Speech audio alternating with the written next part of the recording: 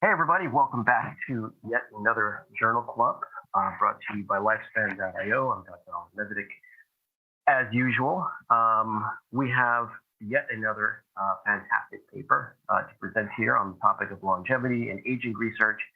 And this paper goes, well, it's something old and something new. A lot of early aging research was done with one of my favorite model organisms, and an organism I've had a lot of experience with in the lab of Dr. David Sinclair, which is yeast, or Saccharomyces cerevisiae. So yeast has been studied and used in aging research for a long time. A unicellular organism. It undergoes replicative lifespan and chronological lifespan.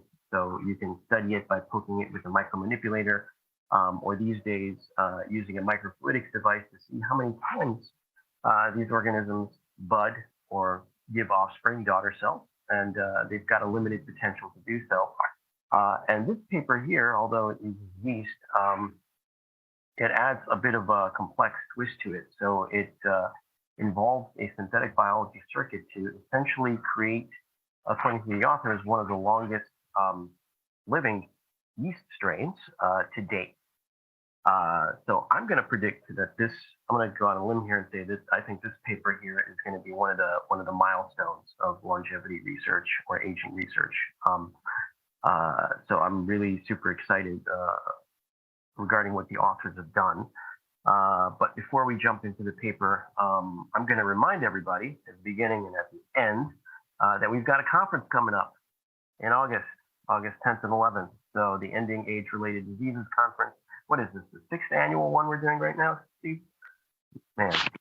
Well, don't you know, Oliver? You've been at every single one of them. Yes. It's a blur. It's the 6th. It's the 6th, and it marks the number 6, and it marks the return to physical conferences. Everybody, so that's great news.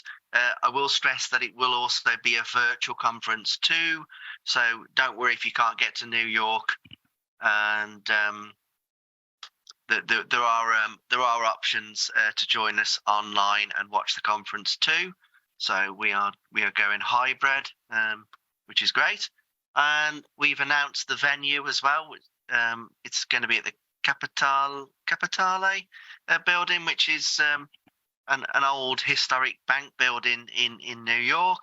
Very impressive, with high vaulted ceilings and Corinthian columns and all sorts. We couldn't think of a better place to sort of bring everybody together to sort of celebrate the fact that we're back doing physical events. So yes, it's going to be a good one this year. If you want to find out more, just visit our website, lifespan.io/conference works, or just go to the homepage. You can't miss it anyway. It's everywhere on the site. Tickets are available, and it is currently on early bird reduced price tickets until May the 30th. So if you would like to find out more, then visit the conference page. And I think that's enough of the advertisement for now. Over to you, Oliver, with the weather. All right. So Corinthian columns, but not Corinthian letters, correct? Something like that. But it's a very sort of neoclassical building. It was a bank for a long time. All sorts of interesting history there. It goes back, I think, to the 1880s, 1870s. So that's pretty old for the US, I understand. I could literally walk out my door here and there's a church just up the road that's 850 years old, but hey, I don't want to brag, right? Well, I think the Grand Canyon has beat. We've got some very old national parks and national wonders when it comes to natural wonders. Yeah, but that's kind of cheating. But anyway, not old buildings. Yeah. But anyway, I mean, it is a grand building, so really impressive. Hello, Didier. Yeah, sorry to interrupt, but that's for technical aspect. When you are speaking, Steve, I can understand you perfectly. When you are speaking, Oliver, it's like for French-speaking people, English is always complicated because it's like with hot potatoes, we say. But the sound is like if it was mixed, so I have difficulties to understand you. So Are you saying it's my speaker or my speaker? Is it the speaker in my or the microphone, or is it my cadence? It's my something mic is with the for example Fatima, you were speaking just one word and I knew it was better. It's better. Yes, it's because there's an echo. It just sounds like you just take the pillow off of your mic, Oliver. That should fix it. I'm trying to figure out what the cause of the issue is. I've got a fancy gaming laptop here, so the microphone should be perfect. No, but okay, let's just if you can speak not too fast and it will be okay. Yeah. Okay. So is it still kind of muffled right now? Yeah, same. All right, hold on a second. Let me just get another set of headphones. Maybe it's these headphones. Won't be the headphones. It'll be one moment, please. Yeah. I have a short technical break here for those viewing at home. He does have a Blue Yeti mic. I can't understand why it isn't working properly. But there you go. What to say? It's probably just his accent, you know. Those weird American accents. No one understands them. Well, normally I understand better American accent than English sometimes, but here I don't know. There is something with the Really, I would have guessed that French people would have an easier time with British accents because you're kind of neighbors versus Americans very far away. It's not that, but yeah. You know, the worst thing I ever heard, it's like people from Scotland. All right, how is this sound? Oh, the same? Yeah, it's about the same, sadly. But okay, if you speak slowly, I don't know for Sven. Maybe Sven, if you can tell us if you have also the problem. I will live on. I need to live, like I say, sometimes 200 years to be able to speak and to understand English perfectly.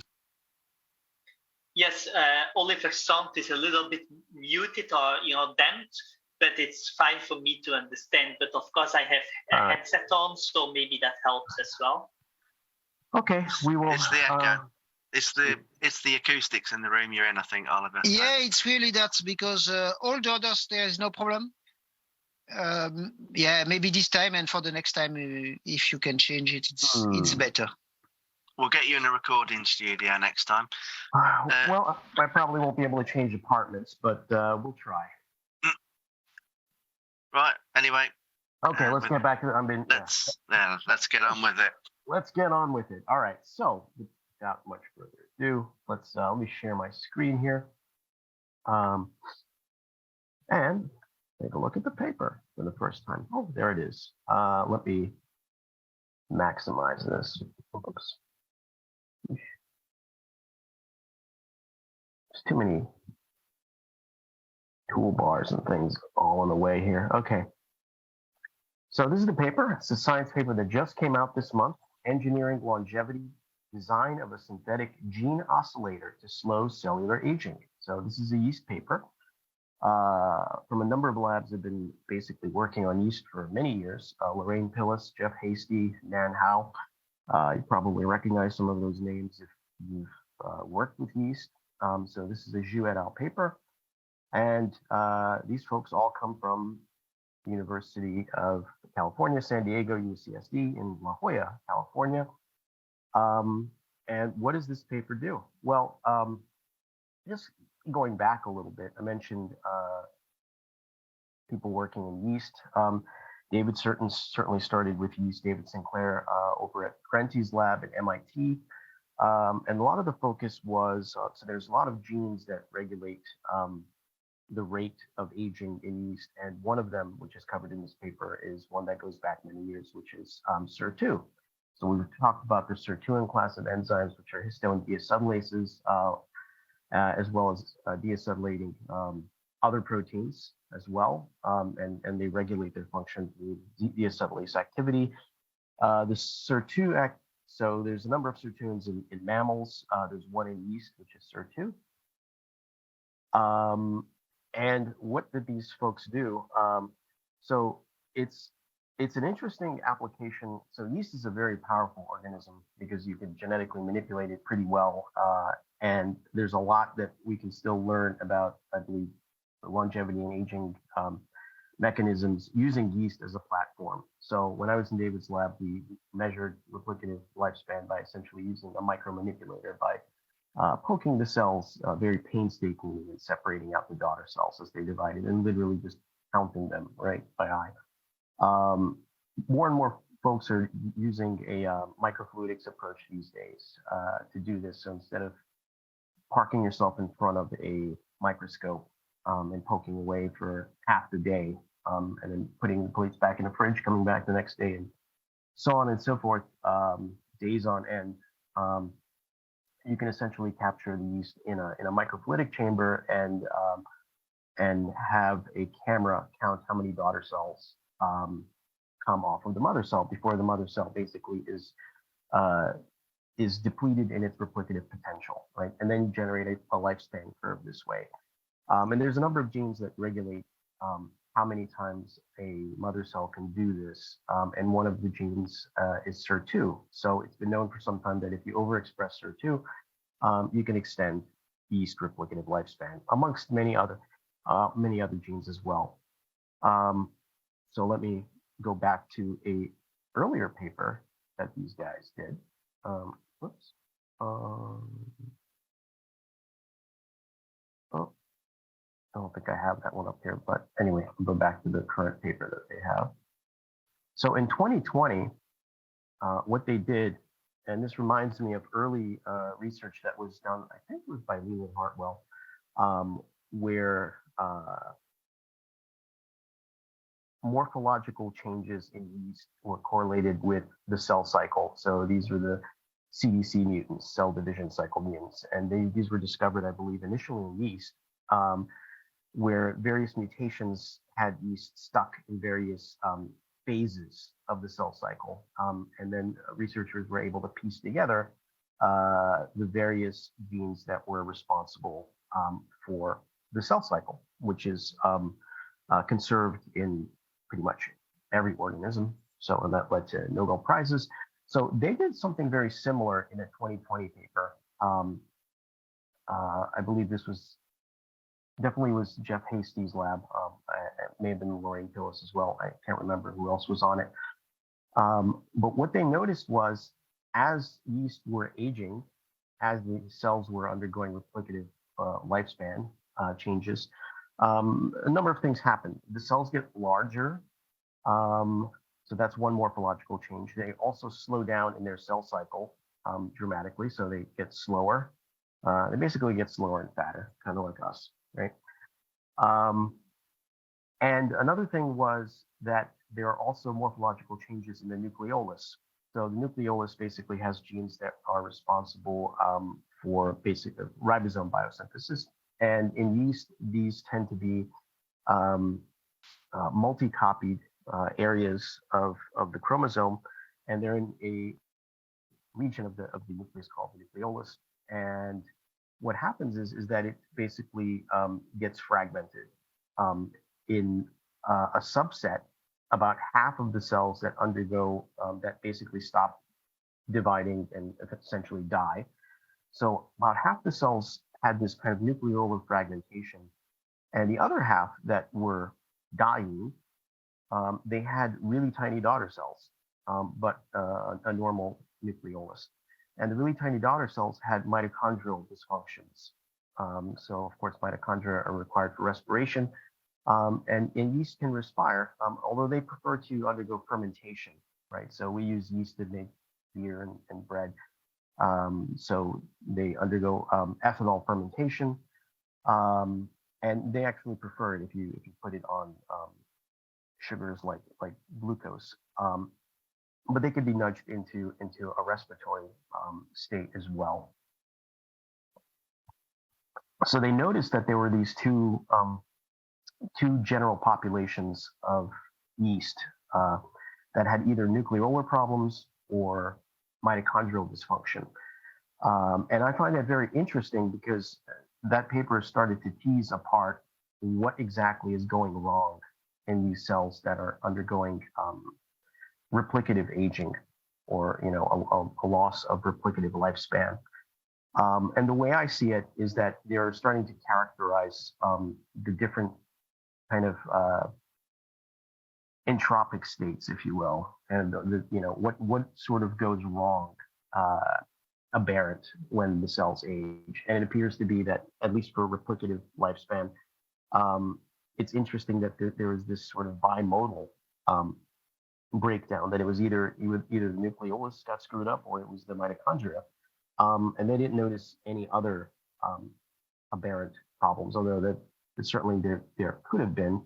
I need to go back to the paper and read and see if anything else may have slipped through the cracks. But certainly there are these two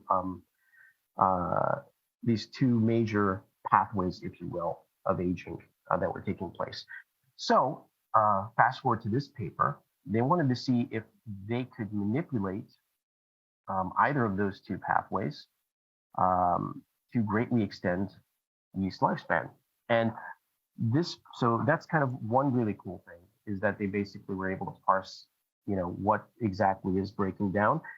The second cool thing is that this is, to my knowledge, the first, I want to say complex, although this synthetic gene oscillator circuit is not very complex. It's very simple. But when it comes to extending lifespan of organisms, this is probably the most complex genetic or synthetic biology manipulation that's been done. Usually people overexpress genes. They overexpress, you add extra copies of something that's going to protect cells, like SIR2, or you delete some gene that might be having some pleiotropic effect. So meaning that it's good for the organism early in life and maybe bad later in life, or you use some combination, right? But this is this synthetic gene oscillator that they created here is something known as a genetic toggle switch. And I'm just going to kind of move here, which is this figure C, which is SIR2 and this gene HAP. So I mentioned SIR2, and what's HAP? I believe the gene they're using specifically is HAP4. HAP4 is, it regulates, it's a transcriptional activator that turns on genes that are required for respiration in mitochondria, such as the genes in the electron transport chain, like cytochrome 1, for example. So HAP4 is required for mitochondrial biogenesis, and SIR2 is required for a number of things, but it's required for nucleolar stability. So here they mentioned heme biogenesis, which heme is the small molecule that's part of the cytochrome proteins that's involved in electron transport. So it's necessary for respiration to happen. So required for the health, if you will, of mitochondria. And SIR2 is required for RD silencing at the nucleolus. So that's one of the things that goes wrong with yeast, is as the nucleolus fragments, you have these copies of the nucleolar genes kind of pop out, and that was studied in Dr. Guarenti's lab at MIT. They're called rDNA circles that build up and supposedly are toxic to the cells, right? So you have these two things that can mostly go wrong, and these two genes that can help thwart that process. So back to the toggle switch. If you recall, genetic toggle switches have been studied for a very long time. And one book that pops into mind is the aptly named A Genetic Switch by Dr. Mark Tashny, which studied these naturally occurring toggle switches that flip viruses from the lytic to lysogenic stage. So these switches, where you have one gene switching something on and then switching something off back and forth in response to some sort of stimulus. These have been studied for quite some time. For that paper, that book I mentioned, The Genetic Switch, came out, I believe, in the early 80s, so many decades. So it's interesting that this was now, I believe, for the first time employed as a means to modulate longevity or downregulate certain aspects of aging in a model organism, this being yeast. So for that reason, I think it's going to be a milestone paper when it comes to this research. Yeah, Micah. Are you able to take a moment and just explain what this diagram is supposed to represent? It's got a bunch of arrows and circles and lines and. Are you talking about this thing? Yeah, those things. Is that like a common diagram? No, well, and probably in synthetic biology. I'm not. So they mentioned these things called null lines, which I know this, which is this oscillation of SIR2 levels go up and down with time. This is supposed to represent. These are like inflection points. This is supposed to represent. These red arrows are levels of SIR2. So this is arbitrary units on the y-axis and HAP or HAP4 in the x-axis. So I don't really know exactly how to read this. So on the left is the naturally occurring levels. So SIR2 and HAP4 can regulate themselves as well as switch each other off. And their synthetic circuit is on C, where SIR2 and HAP4 are no longer regulating themselves, but SIR2 can inhibit HAP under some conditions, which we'll get into in a moment, and HAP can switch on SIR2. So SIR2 can shut down HAP, and then HAP is required to switch on SIR2, which creates this oscillation of SIR2 and HAP4 levels over time. This is supposed to represent how these levels influence each other when one of the levels of the proteins goes up or down. And this little circle diagram is supposed to represent where this oscillatory behavior between these concentrations of SIR2 and HAP4 is happening. That's as best as I can explain it. Probably not sufficient for you, Micah, but I don't really deal too much with genetic circuits, so it's actually the first time I've seen this type of diagram. Okay, that's fine. I just was curious. Yeah, it's I've read a lot of yeast papers. It is definitely not like a yeast paper type of thing. It's more of a synthetic biology or synthetic circuit type of thing, and I haven't. It's actually the first time I've actually seen this diagram. So the thing that I think stands out to me, and this is why I was hoping to understand it better, is that in that left diagram, the naturally occurring one, it seems that you have kind of 3 different fixed levels of HAP, versus in the modified one, you've got more of just a single fluctuating level. And I'm guessing usually when you can have like 3 stable equilibriums like that, you get into a situation where you can fall into one and you can't get out. Whereas this other one may suggest to me perhaps that this self-regulating circuit avoids the trap of falling into a stable equilibrium that you then get stuck in. Again, I'm speculating because I don't understand how to read this, but that's kind of what I'm seeing here. Yeah, that makes sense. And these arrows are supposed to represent a trend towards one concentration. So that's kind of makes sense what you said, because it looks like it's being shoved into one kind of equilibrium state at this point here, for example. Anyway, that is the diagram. So what do they do first? So they have what do we have here? So this is actually going back to their 2020 paper, and I think they recapitulate some of this data here, where you have GFP, green fluorescence protein, at the rDNA locus, and then you have a red fluorescence protein. Let's see, this is supposed to, is it nuclear? This is supposed to, so the 2 states I mentioned, which is the really small, let's take a look at the figure 1D here.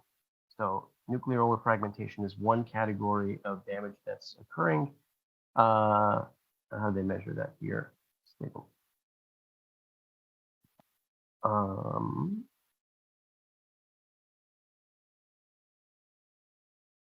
Trying to take a look at the, so I know how the nucleolus is stained. What is the staining for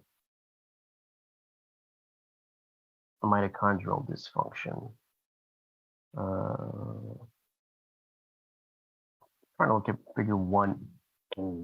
Where is it in this paper? Maybe it's in legend. You know why they didn't have that figure A, and do you know why they only have wild type? They don't have their modified same figure? Well, they do a similar study later. So this is mainly to show you that you have these two categories. So 0% lifetime. So this is when the cells are fairly young, right? And then halfway through the lifespan, 100% is when they're mostly dying. So you have the cells basically separate into two populations of either really small daughter cells that are stained with this nuclear stain, I believe. Trying to find what stain they used here, and the rDNA, which is stained with GFP, so green fluorescence protein. Right, and so should we assume then that in their genetically modified yeast, the same thing occurred? Because they don't have a separate set of graphs for the modified yeast. At least not the same ones. Yeah, not the same one. I mean, they do have them later here, where you have the wild type and the synthetic oscillator. So this is over a period of. So this is jumping to the last figure here, but silencing loss, heme depletion, so continuous time over 2,000 minutes. Okay. So different layout. Yeah, different layout. So in wild type they either bin into these two categories over like a long period of time. Either you have silencing loss, which is at the rDNA locus, or heme depletion, which is really tiny cells that have mitochondrial dysfunction. And in the synthetic oscillator circuit, you don't have this extreme divergence over a long period of time. So you basically, So you don't have a binning into these two categories for a long period of time. And this is just another representation where they use sustain. Nuclear anchored IRFP and rDNA GFP. So they probably use a microfluidic device. So this is how they measure these now. So this arrow is pointing towards a mother cell. As it divides, it's only like a really thin channel. So the cells basically, as they divide, they come off of here, and the flow basically kicks off the cells, and there's some sort of detector that measures as the cells divide. So here you have wild type basically getting bigger over a period of time. The amount of divisions down here, 1, 5, 9, 13, 19, and here the number of divisions for the synthetic oscillator circuit. So many more divisions before these cells kick the bucket, essentially here. And I believe the red is SIR2M cherry, which you can see the levels are consistent in wild type. And in this genetic oscillator circuit, they fluctuate, interestingly, across many generations, right? So I think they say the periodicity of this is a couple of hundred minutes, I think. So yeast divide like once every 90 minutes. So it's a very slow oscillation. So back to the circuit here, what they did was they put HAP4 in the rDNA region. So they have a very strong promoter. So if you have SIR2 levels are up, they're essentially repressing HAP4. As this level gets less stable and SIR2 is required, then this region basically becomes more open, more accessible, and this the HAP4 is expressed, and it switches SIR2 back on again, which then causes this region to essentially, this chromatin to condense again. So it deacetylates the histones, and that now makes it less transcriptionally active. So it's sort of, a negative feedback circuit, right? So as this becomes unstable, HAP4 is expressed. This HAP4 is now being used to switch on SIR2, then SIR2 shuts HAP4 back off again. And of course, HAP4 can also regulate mitochondrial biogenesis, and then SIR2 can now repress the rDNA region as well. So HAP4 is regulating SIR2, and it's also regulating its other genes for mitochondrial biogenesis as well. So you have this pretty relatively simple circuit. And one thing I asked myself is, well, what if we just overexpress HAP4 and overexpress SIR2, right? But do you need to have this really subtle circuit to extend lifespan? Yes, Micah. This is actually, my question was back on the little thing where you have the cells and they can only fit one cell wide in the dish.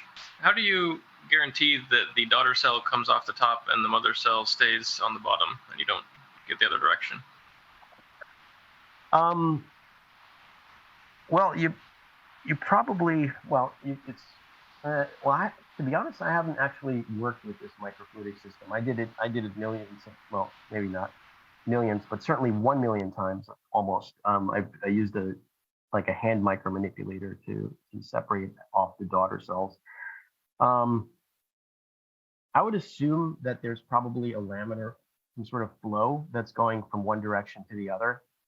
So if the and that's causing the cells to kind of rotate in one direction. So if the daughter cell comes off of somewhere else, it's going to flow in one direction.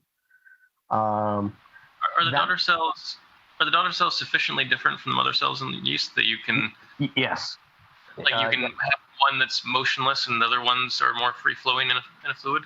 Yeah. So the way yeast divide is that they tend to so it's a fungus, and it's a chitinous cell wall, and the daughter cells tend to bud off of adjacent to one another. So that you'll have these little growth scars, if you will, as they bud off. And if you zoom in, if you look really closely, I'm going to zoom here, you could see this one here, this daughter cell is actually having its own little daughter cell. And this daughter cell is really small. You could see a little tiny bud over here as well, right? And here's a mother cell that looks like it's starting to bud as well. So there's an asymmetry in size. I see. Okay. And that's very typical for Saccharomyces cerevisiae. So that actually makes counting the cells very easy because there is this gross asymmetry in size, and then the daughter cell grows bigger and larger, and when it gets to a certain size, it starts to, after about 90 minutes or so, it starts to bud. It starts to divide itself.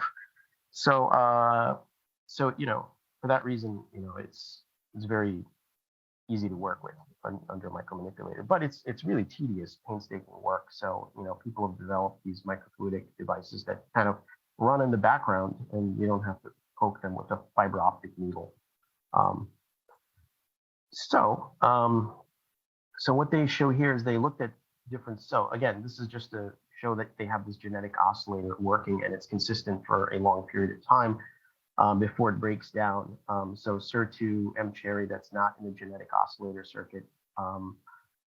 Cell 1, 2, 3, you have slight rise in SIR2 levels, probably as the nucleolus is getting more fragmented. More SIR2 levels are being expressed. Some look like they're going down, but no overt oscillation, unlike what you see with the sustained oscillation with their oscillator circuit. And what I just mentioned before, just to kind of pick up the thread, they actually did overexpress SIR2 and HAP4, and they mentioned in the paper, and they did this in their last paper, they had about a 42% extension in lifespan, which is pretty impressive. But this paper purports that they have an 85% extension in yeast replicative lifespan. And for some of the ones that had the most stable oscillator patterns, that was close to double, actually, or close to 100% lifespan extension, which is, I don't know what strain they're using. So one caveat is obviously replicative lifespan is very strain specific for yeast. But I trust that they used, a normal healthy strain of yeast, maybe even a relatively long-lived one. We could look up the strains, no doubt, somewhere in the supplemental and materials and methods, because that definitely is going to be mentioned, to prevent any problems of that nature. So yeah. Most of the, they say that most of the cells had a sustained oscillation for a very long period of time. Some of them, start to deviate later. So they look at the periodicity. Most of them had a period of a couple hundred minutes, about 500 minutes. They looked at the amplitude, of the pulses. So they characterized them. So here's really, the actual findings. So the lifespan.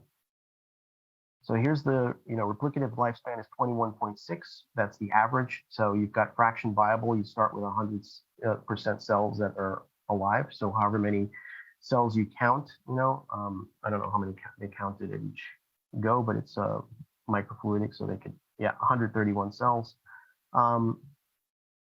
which is pretty impressive because when you do this with a micromanipulator, there's no way you're going to count 131 cells. By the time you get halfway through, the cells are already dividing because it takes you a long time to do this. So you usually count way less cells, maybe like 40 cells or 20 cells. So yeah, 21.6 is the average. So here's the replicative lifespan here. So 50% are dead by that many divisions.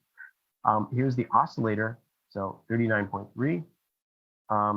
This sustained is where they look at those subpopulations where they have a sustained oscillation going, for a long period of time. So that's pretty cool that they can actually measure the oscillation as they're measuring the lifespan as well, and then look at the two populations. So the ones where the oscillator circuit, starts to break down, it's substantially less, although you do get an extension of lifespan.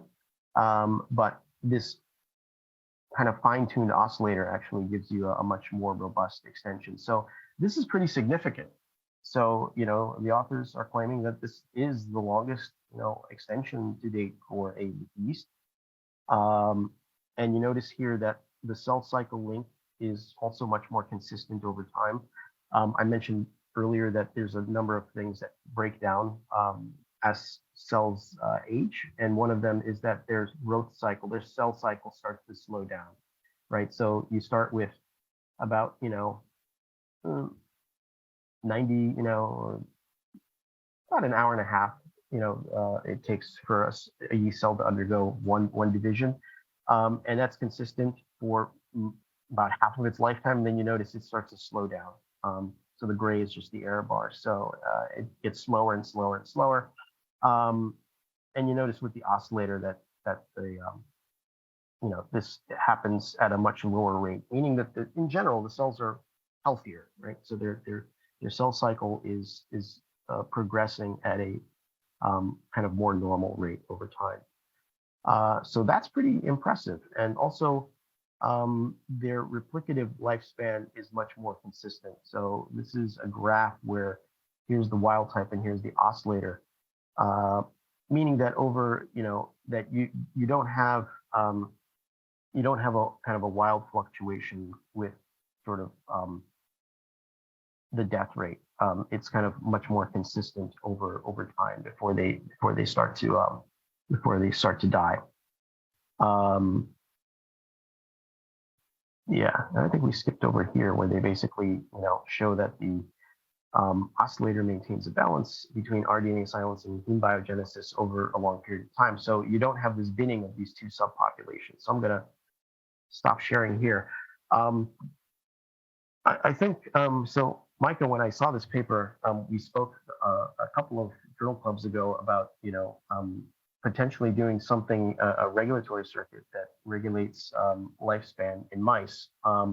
And this is essentially, what these authors have done in yeast using a different system. And I think it's really cool. And they mention at the very end of the paper, of course, our work represents a proof of concept demonstrating the successful application of synthetic biology, reprogrammed cellular aging process, and may lay the foundation for designing synthetic gene circuits to effectively promote longevity in more complex organisms. So I certainly am in line with that. It's a very simple toggle switch, but it's the first time that such a simple synthetic circuit has been employed to very effectively regulate the lifespan of a model organism. And also what's cool is that unlike more cruder applications of overexpressing genes, such as overexpressing HAP4 or overexpressing SURE2, by creating this oscillatory circuit where the internal state is being effectively measured by the system, they managed to get a twofold improvement in efficiency. So I think that really bodes well for having more fine-tuned systems developed to extend the lifespan of other model organisms. So I think for these reasons, this is going to be seen as kind of one of milestone papers, I think, later in this field. Yeah, I tend to agree. As you mentioned, I'm a big fan of more carefully controlling delivery of various proteins and whatnot than the current brute force methods we use, which is just put some DNA in there and it'll just produce this thing infinitely. It's a very brute force method, and I really like this one. I had a couple questions. This is just my lack of understanding of yeast. Do the Yamanaka factors work on yeast? Can you reprogram a mother cell and have it start over and be able to reproduce just as much? Has anyone tried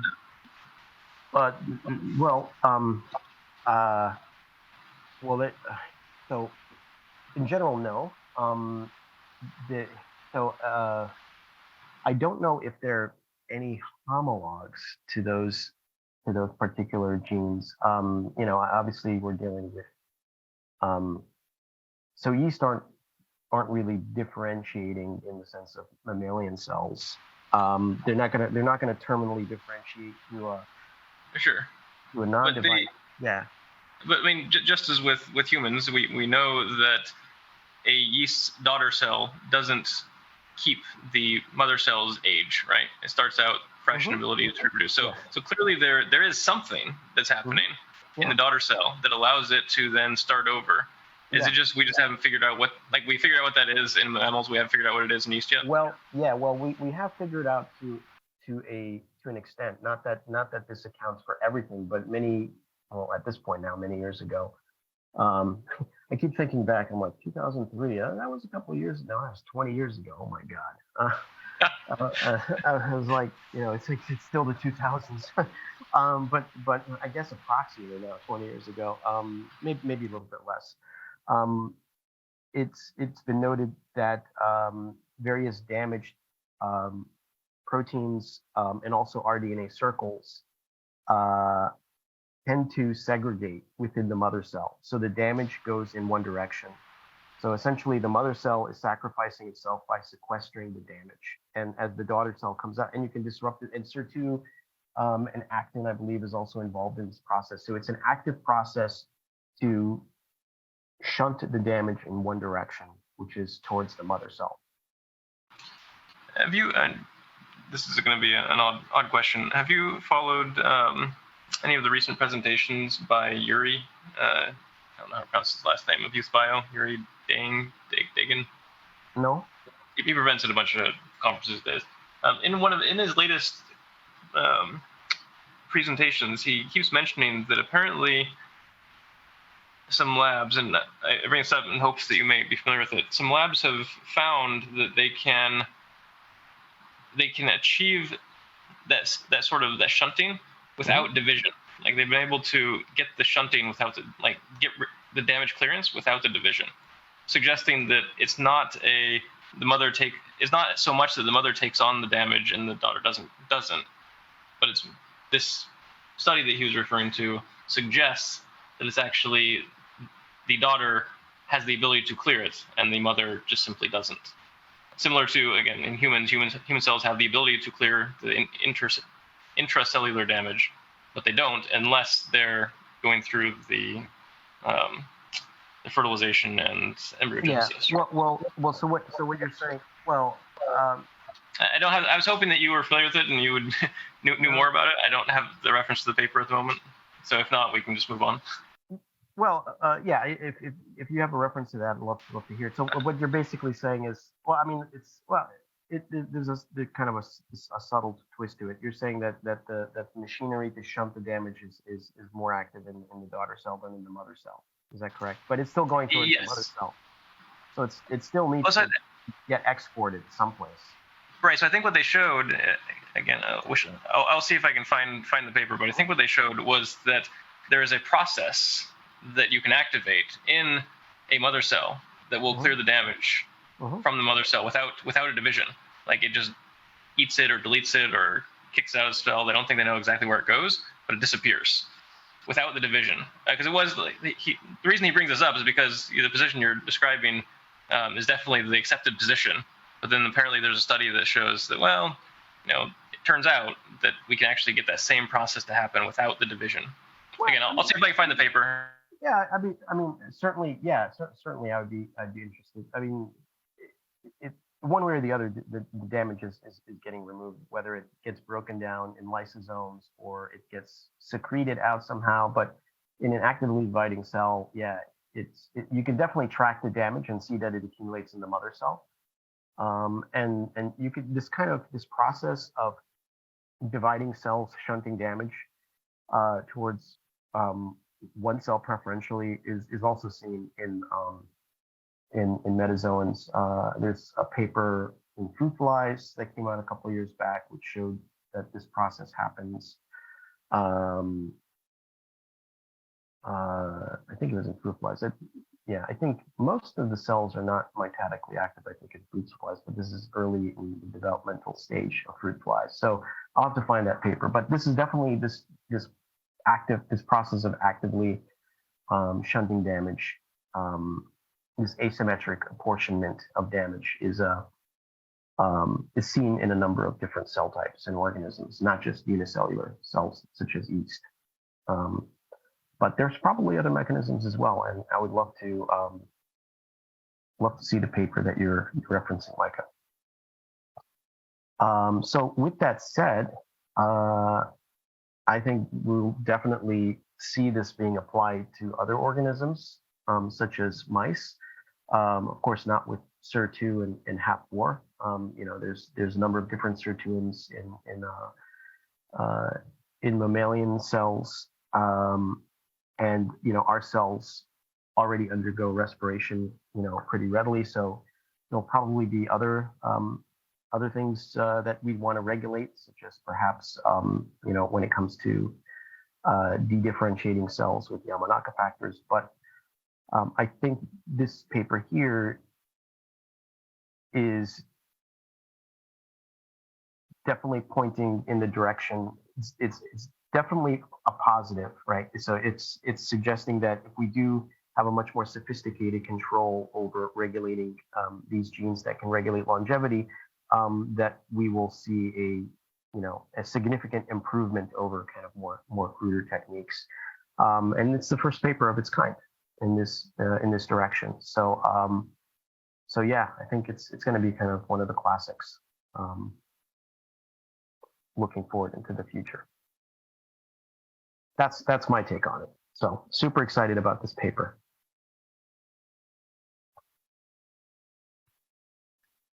Does anybody else have anything to comment on here?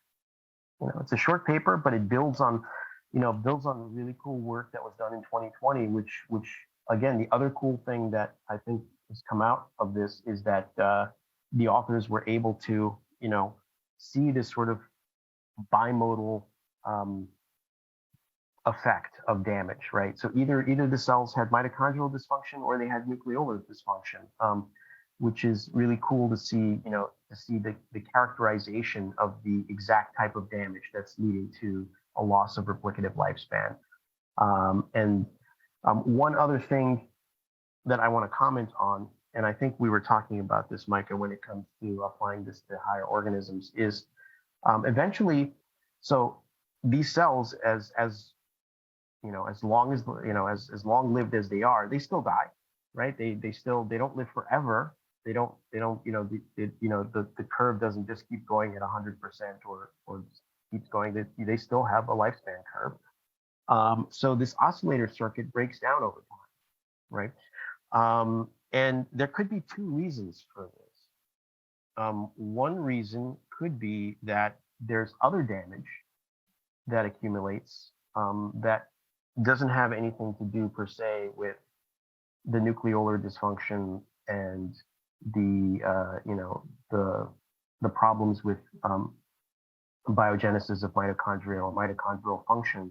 There could be other damage that's accumulating, or the oscillator circuit itself breaks down over time because it's inside of the cell, it's inside of the mother cell. So that circuit is also prone to damage. So one thing that could be done to see if you can even get a better circuit is to sort of, beef it up and sort of stabilize it from the entropy that's happening. And this is, I was just kind of thinking about this.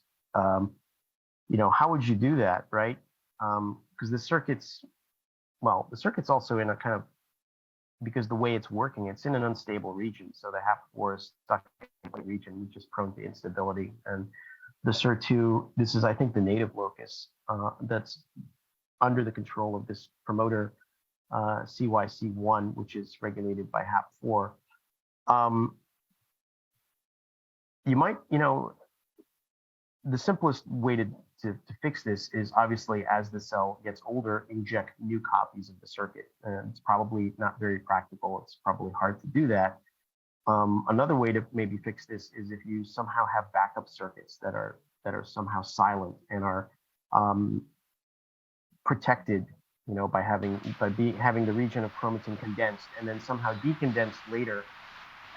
So you can reactivate these circuits later as the oscillator function kind of wears out. Yes. Couldn't you just have two copies just straight up? I mean, because they're self-regulating. Like if you had 100 copies, they would still presumably self-regulate. The only thing that would change is perhaps the speed of oscillation, because you get 100 times as much when they're enabled. Yeah. But it feels like you could just simply do copies. You could simply do copies. I don't know if you would have the whole system kind of getting a little bit erratic, because different regions might be decondensing. So you might have oscillations kind of overlapping all over themselves, and you might I mean, that could be one solution. I'm just thinking out loud here as to what, because the cells do die, right, over time. So it's not like they go forever. So there has to be a reason why this breaks down, and I can think of, maybe there's other reasons, but I can think of only those two reasons. So that the circuit itself is prone to failure because of the environment that it's in, and that we can optimize this circuit and and protect it against sort of the entropic assaults, or that there's other damage that is happening independent of this circuit that this circuit is not being able to fix, or it could be both. It could also be, in theory, the circuit is, or that region of DNA is silenced later in life. Like there's something else that is eventually silencing it and shutting it down. Yeah. So, I as improved as the lifespan is in these cells, clearly we can have even more improvement, right? Because in theory, we should optimize something to the point where these cells are not dying, right? They just the system just keeps going. So there's those two issues that can still be resolved with further experimentation. I don't know if the authors are planning on doing that, or they're planning on maybe jumping into higher organisms. But I find this to be a really cool and fascinating application of synthetic biology, because it's not just like, oh, gee whiz, we just put in an oscillator circuit. There's a reason they did this, a really good reason that stems from their 2020 paper, where they showed that there's these two categories of damage that build up that account for supposedly the majority of the cells, if not all of the cells that die eventually in replicative lifespan. And then the circuit was built to forestall these two types of damage, and they succeeded.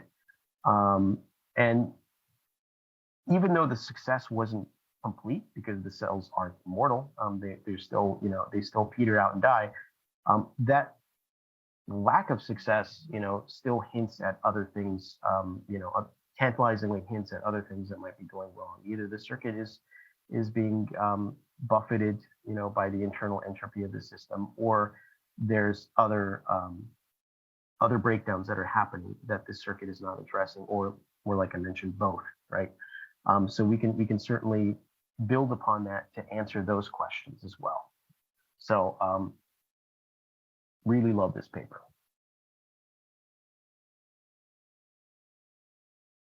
I don't know. Anybody have anything else? I think that's as much information as I can get out of this. And on this topic, Micah, maybe we should reach out to some of the members of either of these labs, for the project that you had in mind, because this is exactly what we're interested in with higher organisms. I was going to look into a little bit more papers to see if Lorraine Pillis, Jeff Hasty, or any of the other folks on this paper have also collaborated with mouse labs as well.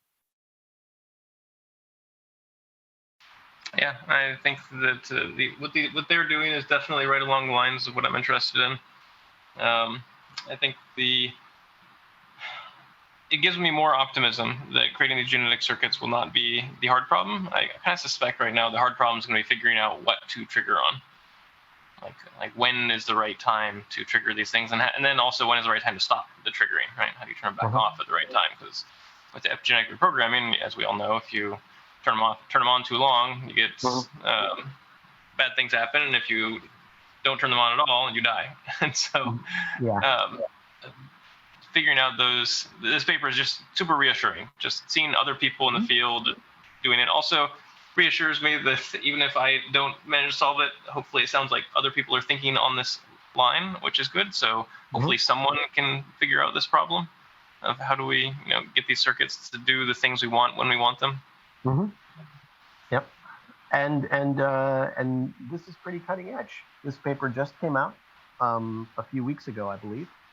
And it's kind of amusing because, like I mentioned, reading about genetic toggle switches, that's like from the early 80s, right? And it's like it took this long to use a genetic toggle switch circuit for the first time to control the lifespan of an organism, right? So like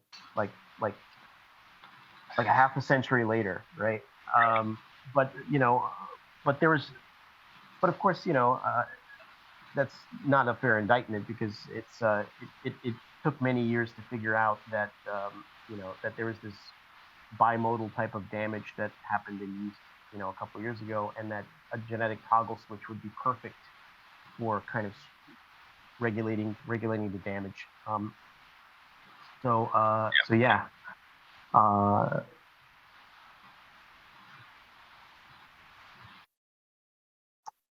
don't think I have anything else to add. Steve, what did you think? You're muted. I said, you don't think you've got anything to add? Sure. I'm pretty sure you do. So no, maybe not about this paper. Oh, yes. So, well, I mentioned it in the beginning, and I'm going to mention it again. We have the Ending Age-Related Diseases Conference coming up August 10th and 11th. We are a lot of great speakers lined up. What is it, from 9 to 5? I don't know the exact hours. It's in New York City. It's all day. All day. It's 2 days. It is in New York City, but it's also going to be held virtually as well. So if you can't make it to New York, no problem. There are still going to be options for people to join the conference and watch it. It's early days yet for the speakers, although we are announcing more of them every week. So keep an eye on that. But we've got Aubrey de Grey, we've got Brian Kennedy as well. And those are some of the people so far. Hannity Youssef. I guess you'll be there as well. Maybe I'll be there. I don't know, but that's not really a selling point. But we've got lots of people, and from both the research communities, but also from the DSci or decentralized science community. For those who are not sure what DSci is, it's basically a movement to democratize science and provide alternative funding avenues for research. So instead of like the traditional granting system where public money is used, competition tends to be very high. Moonshot projects such as trying to end age-related diseases or rejuvenate tend to get overlooked because of this high risk sort of adversity to that sort of thing in the current grant system. So DSci uses a variety of methods to get around that and offer alternatives.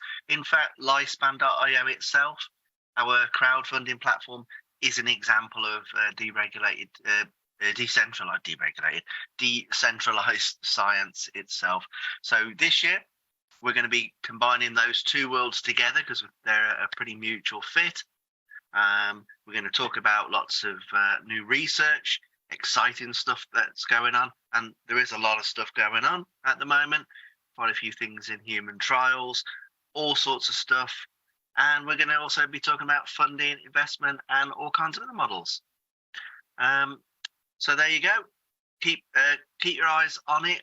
And tickets are early bird until May the 30th, and you can get a discount until they go up to the regular price. So if you're thinking about coming, I would jump in now, and you can find out more at lifespan.io/conference.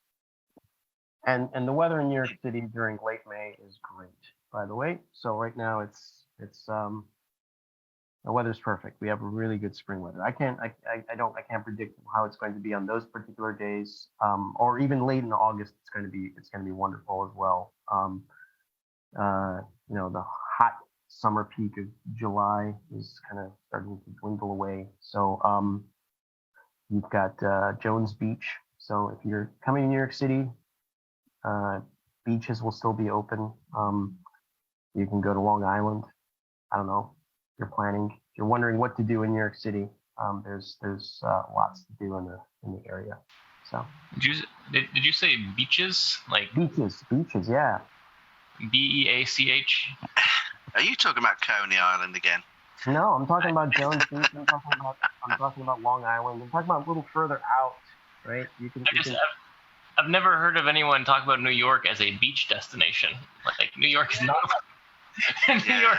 It's like let's go to Scotland to the beaches. No, there's a big surfing community out in Long Island, like towards all the way to the kind of, because it sticks out right into the Atlantic. So you have to go a couple, a little ways out there, right? There's Rockaway Beach, but Jones Beach, there's nice beaches. It's not like the tropics, right? They're closed for the winter, but you've got some pretty impressive waves out there. They're closed for the winter, and the winter's like 10 of the months. It's not that bad. Not quite, their climate's not that dissimilar to ours here in the UK. And there is a holiday season. The summers get pretty hot here. And we do have a seaside. I admit, I got to be honest with you, I haven't been to the English seaside in years. Not really my sort of scene. I'd rather go abroad. But yeah, there definitely is. Coney Island, I understand in New York, still a thing with the amusement park, and I think that's quite popular from what I understand, Oliver. I mean, I don't know much about it beyond the. Yeah, I mean this. So we've got, not that it's probably a bit of a scary selling point, but we've got the world's oldest operational roller coaster. It's like over 100 years old, but no, it's actually really cool, the Cyclone. And you would probably think, oh, it's like, is it really an old roller coaster that's wooden scaffolding that's close to 100 years old? Is it really going to be scary? Is it really? It's an iconic roller coaster, and I've been on it a few years ago, and it's really good. So you should, if you're in Coney Island in New York City, go take a ride on the Cyclone. And the Wonder Wheel. You've got to go on the Wonder Wheel because it's iconic. If you're a fan of the 1979 film The Warriors, but those people who know that film will know what I'm talking about. Anyway, lots of good reasons to come to New York, so we look forward to seeing you all there, hopefully, or if not, maybe virtually. And that's about it, really. So we will possibly be. I've got some ideas for papers that I think you might want to have a look at. There's some exciting things going on. I don't want to do any spoilers, so we will keep you posted on what we decide. But there is a couple of papers that I've seen, Oliver, that I think you might be interested in. Okay. I will send them over to you. But yeah, please do. And Micah, if you can remember the name of the person that you're referring to with the damage that was being removed from the cell. Yeah, so I did find a little expert about it. I'll look for more, but what it is, I don't know if this is all types of yeast or just some types of yeast, but apparently they normally asexually reproduce, but sometimes they sexually reproduce. And apparently I may be getting this backwards, so I apologize, but apparently in one of the two, I think it's a sexual reproduction case, both the mother and the daughter reset their age. Or there's not a daughter. There's a split, and they both have, like, both of the cells that come off of that are reset. And what they did was they then were able to trigger that behavior or that same thing, whatever's happening. They were able to trigger it without the actual splitting of the cells. And so the argument that was being made is that people often claim that it's dilution. And so even though you have these two cells that are splitting and both of them are young cells, you could just say, okay, well, they each have half the damage, right? And if you keep having the damage, you can, if the damage doesn't accumulate too fast, you can actually keep ahead. But what their claim was that, well, since we can now reproduce that same sort of behavior of becoming young that happens during sexual reproduction of these yeast cells, but without the actual cell division. And so there's no second cell to dilute with, which means it must have been an internal process that cleared the damage rather than a dilution. Interesting. Okay. I'll see if I can find the actual paper that I've reached out to the person that I heard this from, and I'll see if we can find the actual paper so I can get more info. Yeah, I'm definitely not a yeast expert. I don't know much about them. And yes. Well, yeah. I'm thinking. Yeah. So they yeast have a haploid diploid life cycle. So basically, they can reproduce as a haploid, and then under the right conditions, there's two different mating types. They'll fuse and become a diploid. And then you can sporulate them and revert back to a haploid state. So during starvation, they'll sporulate, make haploid, and then haploid cells, and those cells can divide just fine. And then they can, under other conditions, they will, So in laboratory strains of cells, they delete those cells that are responsible for switching mating types. So so you have like one stable type of haploid cell, or you have a diploid cell where you're doing these experiments on. So no, very cool. I definitely want to check out that paper and see what the mechanisms what mechanisms are at play here. I really love fundamental stuff like that. Now I can forward it to you once I get more details. Cool. Awesome. Yeah. All right. Well, and Steve, I'm looking forward to seeing what papers you're interested in as well. So. Well, I've got a few because I see a lot of them in my day-to-day. A little teaser for you, but they found a kind of CRISPR-like system for editing mitochondrial DNA. I don't want to get you too excited, but obviously mtDNA isn't editable by CRISPR. Apparently they found a solution to it, and we did an article about it last week, actually. So I'll beam the paper over to you. That could possibly be of interest because we like mitochondria, so we're quite the fans, aren't we? Yeah, my cells like my mitochondria too. So. Me, my cells, and I. Yeah. Anyway, so on that terrible note, awful joke. We will see you next time. We may or may not be talking about mitochondrial gene editing tools, which are pretty hot at the moment. Or we may not. I don't know. We'll have to find out. Yeah. All right, everybody. Take care. Thanks very much, Oliver. Thank you. Well, see you all later.